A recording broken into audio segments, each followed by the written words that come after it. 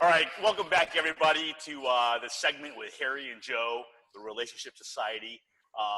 We've kind of been through a lot of topics. Our first one was why relationships fail.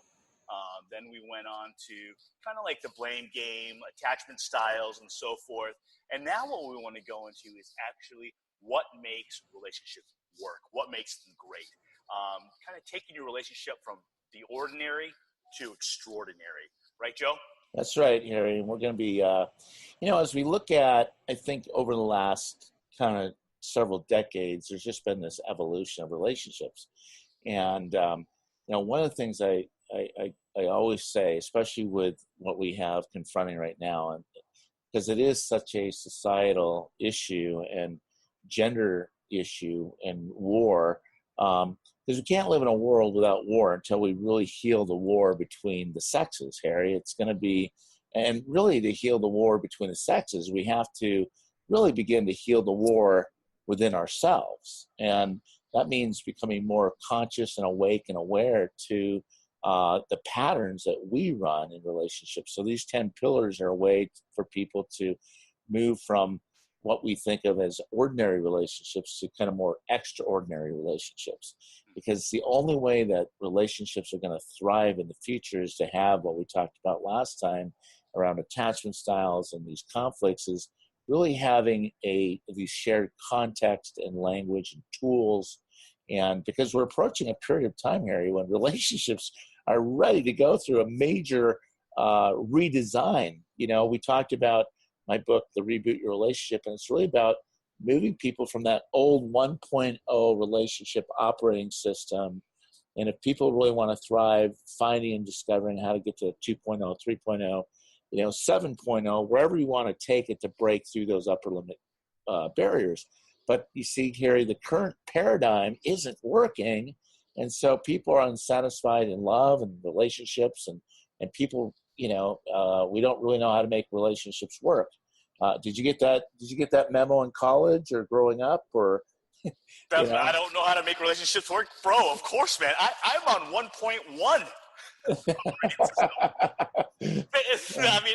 was 0.5. Yeah. I mean, I thought I was on 1.0, but thanks to you, I'm on 1.1 now. Well, and believe it or not, this isn't necessarily a bad thing, Harry. I mean, we're all in this together, right? Because when systems break down, and they do, that's when they change. That's when relationships change. Yeah. And I believe that's why it's happening in the area of an intimate partnership and relationship.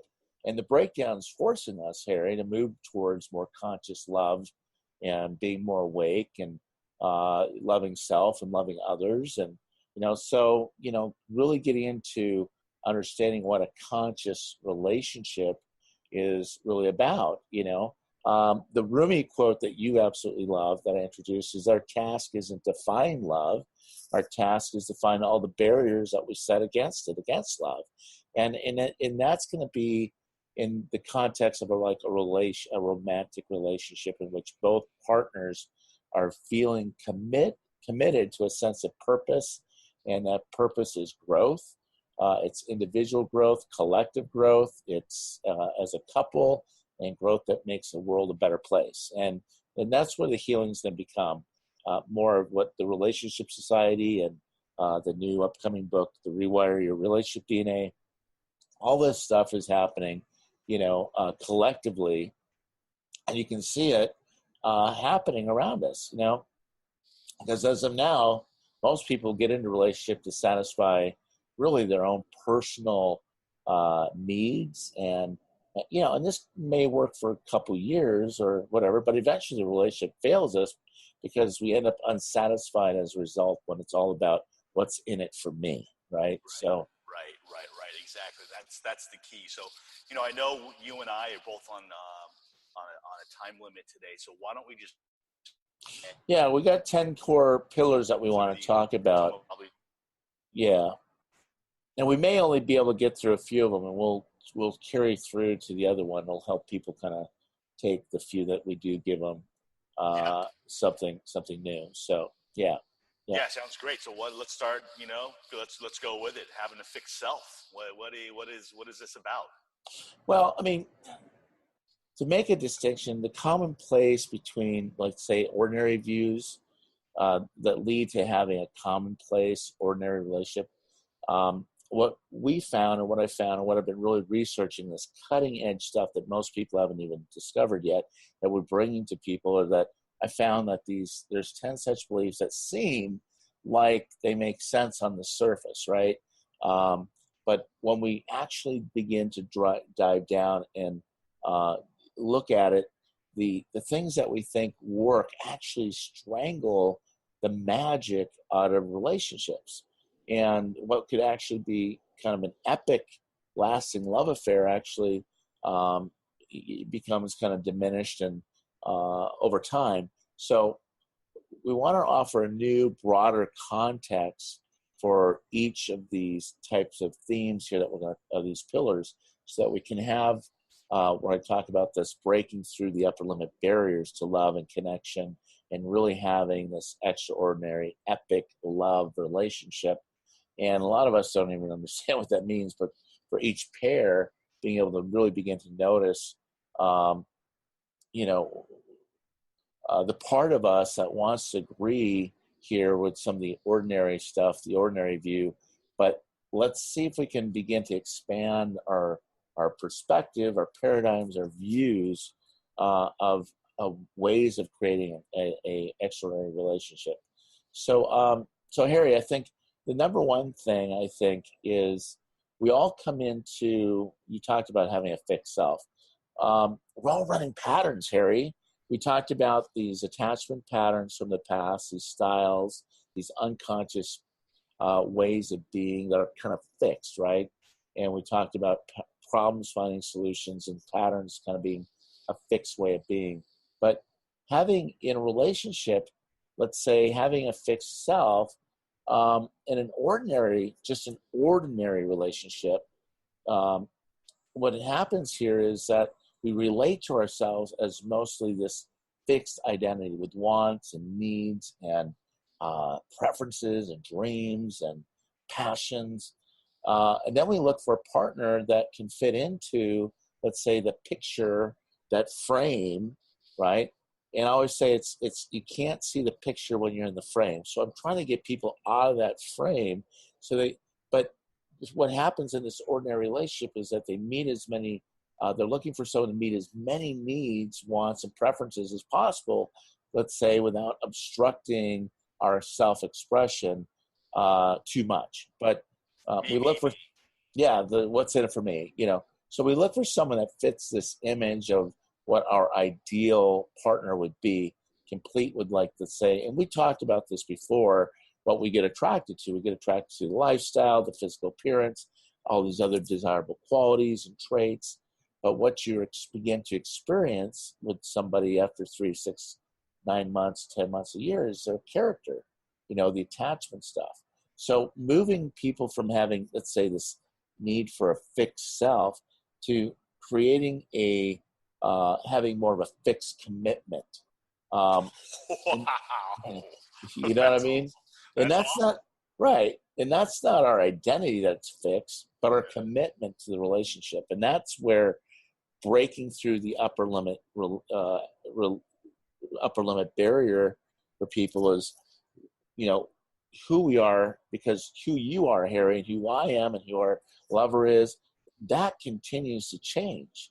So orbiting around a shared commitment to love, because as the relationship grows, it needs, wants, preferences, those change. Because when we talked about in, I think, episode 1 or 2, is about that relationship operating system being like a 1.0, but moving that from 1.0 relationship operating system to like a 3.0, as it changes, so do we.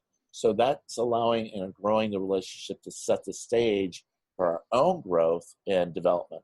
So we're not trying to fit the relationship and our partners into some idea of compatibility with a fixed view of ourselves. Instead, that view of the fact that our compatibility is fixed, and that we allow that fact to inform us of who we must become moment to moment. So it's each of those steps that we take is unfolding more and more, but we're committing to a fixed commitment. Does that fit? Does that make sense? Do you guys hear this? Do you guys hear this? This is insane. I mean, this is like I got a dry erase board my whole pattern, right? I mean, this is because even today, I can tell you, I'm totally honest guy about this. I can go out there and say, well, I'm looking for this, this, this, and this, and that's where I'm already going wrong. That's right. Out of the gates. Right. Yeah, because it's like, what's in it for me? It's not who, because we want to have an extraordinary relationship, but to have that, we got to reverse engineer that, Harry. It's who do I need to be, do, and to have. Does that make sense? It's really, who am I going to be in relationship? Right. So that's kind of pillar one or guidepost one, whatever you want to call it. It's one of those things to really begin evaluating how to expand and grow and learn how to be, more alive in your relationships. Amazing. So, okay. 2. Yeah. Let's go numero dos.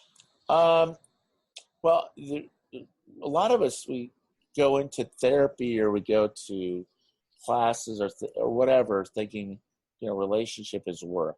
And anyone who's been in like a serious relationship that knows that relationships are hard work. I mean, they do take time and effort and energy and commitment to devotion, and if we don't do the work of staying connected and navigating each other's triggers, let's say in shortcomings, eventually the relationship's going to atrophy and eventually fall apart. And all that sounds really true, right?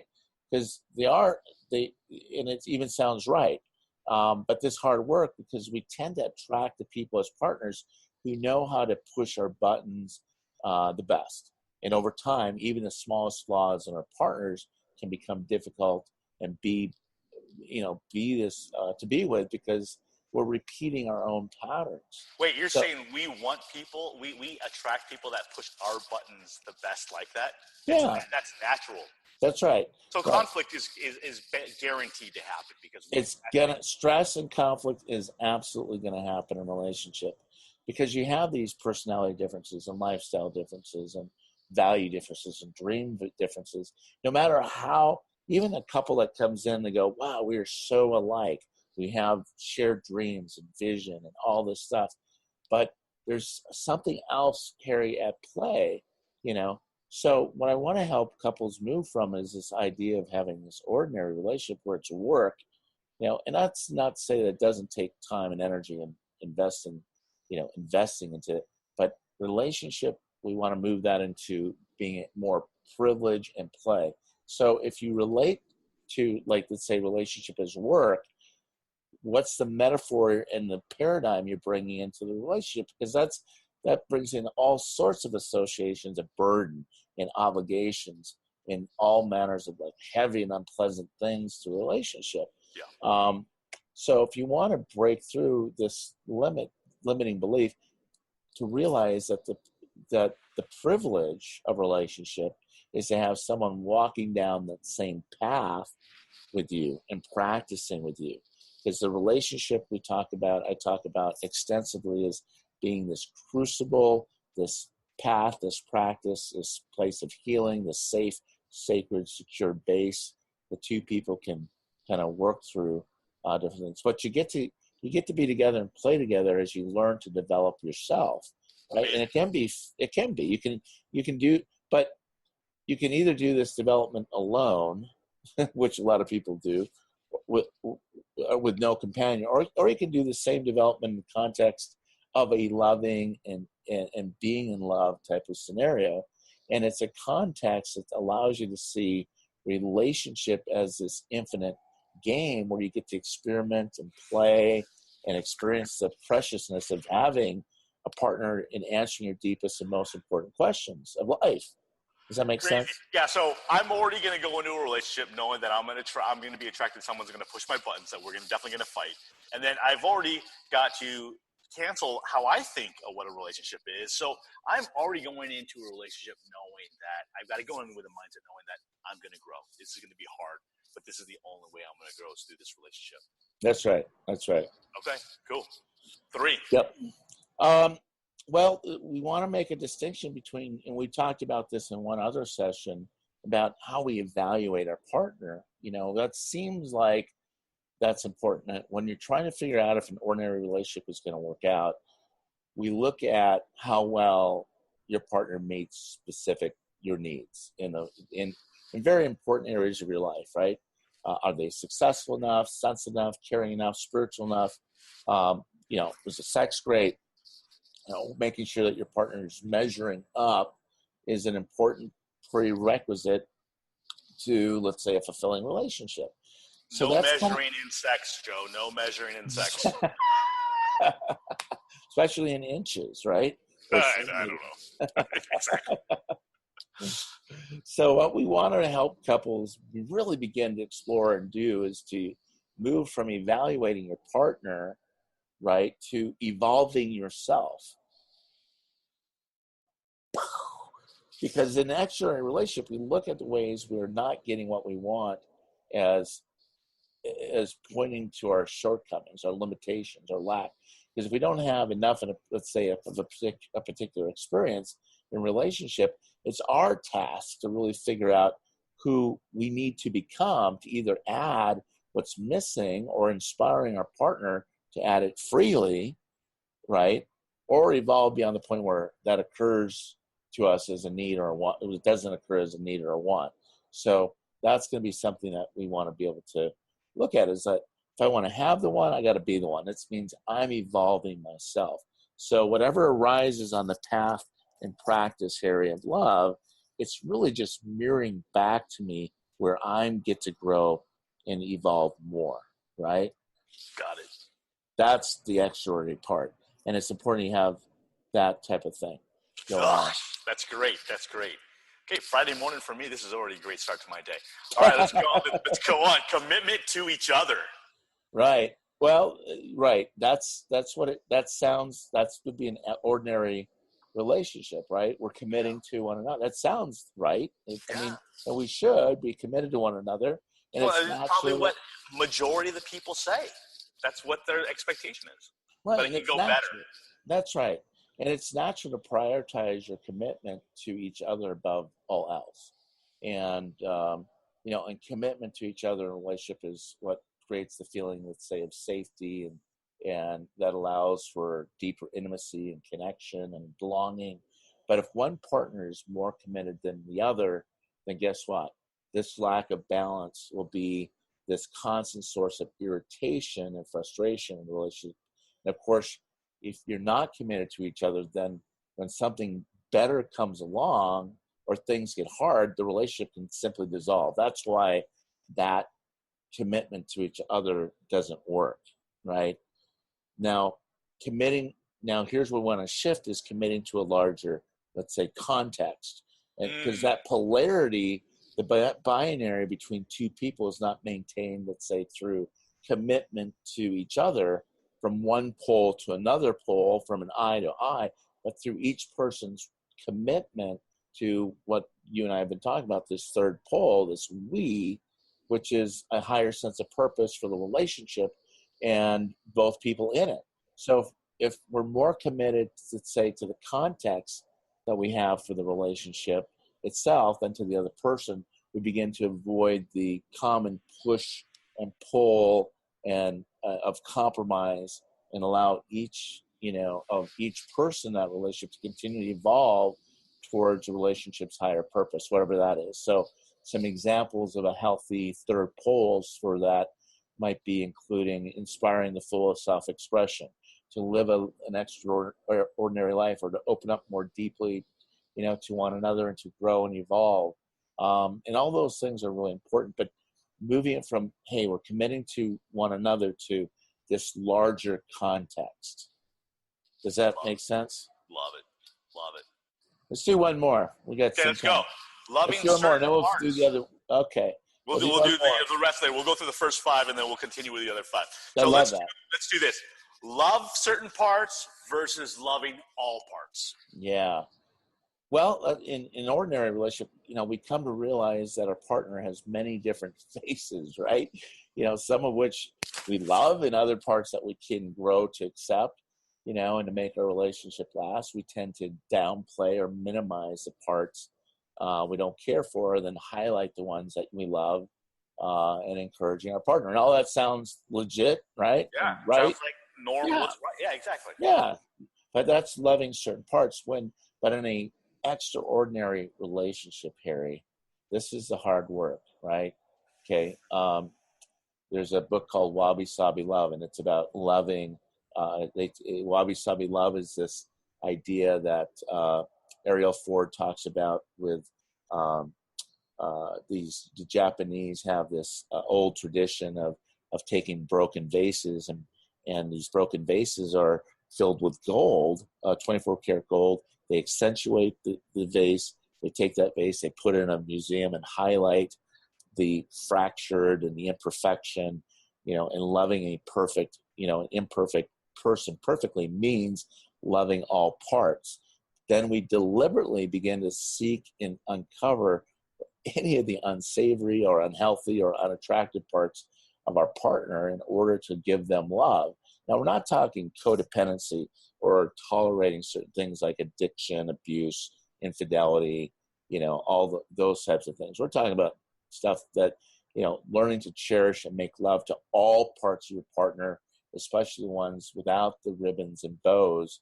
But not only to have those parts that have never been received or loved from anyone else in your partner's life, but because what we want to help couples really begin to do is that understand that they have never received love or acceptance from their partners themselves for themselves. So in loving these impoverished parts, our partner's shadow really can become healed and integrated into a more glorious new whole. And that's where the conscious relationship can really take us. It can be privilege and play. It can be intense. It can be a wild ride back home where, if we've had this experience, Harry, where sometimes love is a circus. Other times it's a ghost town, but we want to be able to find ways to get into that part. So. All right. So anyhow, we'll continue this tomorrow. We'll really get into depth on the remaining 5 pillars of being extraordinary. Joe, thank you so much just for your input, and we'll talk to you tomorrow. All right, man. Big love. We'll see you on the other side. You got it. You will.